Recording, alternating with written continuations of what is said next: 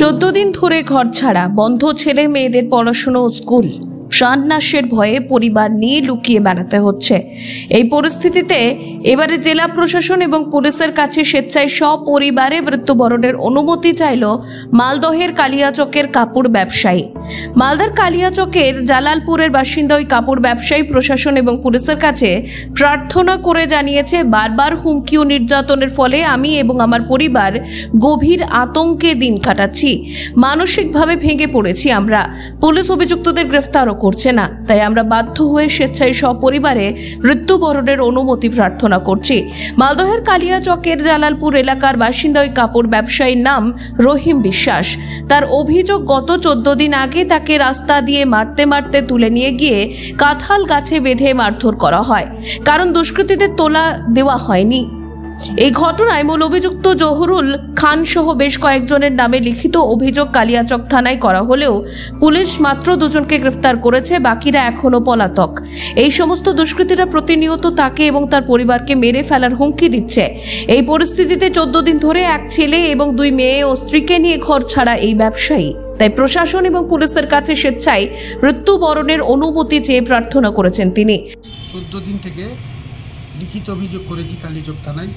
কিছু anti social দুষ্কৃতী criminal আমাকে বারবার অ্যাটাক করছিল। 14 তারিখে পাবলিক প্লেসে ওপেন উঠিয়ে নিয়ে কাঁঠাল গাছে বেঁধে মারছিল, তোলা নেওয়ার জন্য কিডন্যাপ করেছিল। তো এখন অবধি মূল অভিযুক্ত ধরছে না। আমি না ঘরে ঢুকতে পারছি, না ঘর থেকে আমার বাচ্চারা বেরিয়ে স্কুল যেতে পারছে না, বাড়ি যেতে পারছে, কোথাও যেতে পারছে না। সকালবেলায় আত্মীয়র বাড়ি, এর বাড়ি, ওর বাড়ি ঘুরে বেড়াচ্ছি। বাবা স্কুল যাবো, আমি স্কুল কোথায় নিয়ে যাব? স্কুলের ওখানে তোরা জাম করে বসে থাকছে, আমার বাড়ির গেটের কাছে বসে থাকছে, কিন্তু এখন অবধি মূল অভিযুক্ত ধরা যাচ্ছে না। তাই আমি পুলিশকে বলবো যে আমাকে হয় স্বেচ্ছায় মৃত্যুদানের অনুমতি দেওয়া হোক, আর নইলে ক্রিমিনালকে ধরে আইনের আওতায় নিয়ে আসা হোক।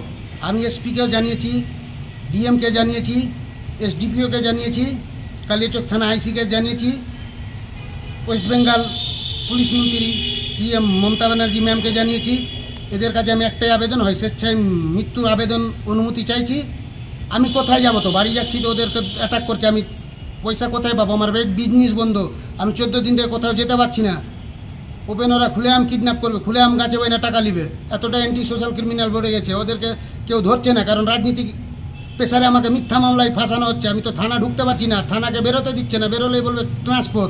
পুলিশ গ্রেপ্তার করছে না, যে পুলিশকে ছোটো লেভেলের নেতারা ধমকি দিয়ে রাখছে যে আপনি যদি এটাকে অ্যারেস্ট করেন জহুরুল খানকে, তাহলে তো আমাদের পার্টি বন্ধ হয়ে যাবে। ওরা তো ছাপ্পা মারা কাজ করে, তো ওদেরকে সেফ রাখতে হবে। তার জন্য 14 দিন থেকে ঘর ছাড়া। এখন অবধি আমার স্কুলেও যেতে পারছে না বাচ্চারা। সকালবেলা পুছ করছে, বাবা স্কুল যাবে, আমি কোথা থেকে স্কুল নিয়ে যাবো? আর এ নিয়ে শুরু হয়েছে রাজনীতি। বিজেপির দক্ষিণ মালদার বিজেপির সভাপতি অজয় গাঙ্গুলি অভিযোগ করে বলেন, অবশেষে স্বেচ্ছায় মৃত্যুর আবেদন জানালো ওই কাপড় ব্যবসায়ী। একজন সাধারণ মানুষকে নিরাপত্তা দিতে পারছে না পুলিশ। এই সরকারের মুখ্যমন্ত্রী আমার মনে হয় আর 1 সেকেন্ডও থাকার দরকার নেই, অবিলম্বে এই ঘটনাকে দেখে পদত্যাগ করা উচিত। অন্যদিকে এই বিষয়ে তৃণমূল কংগ্রেসের সহ সভাপতি শুভময় বসু জানান, পুলিশ তো ব্যবস্থা নিয়েছে, কয়েকজনকে গ্রেফতার করেছে।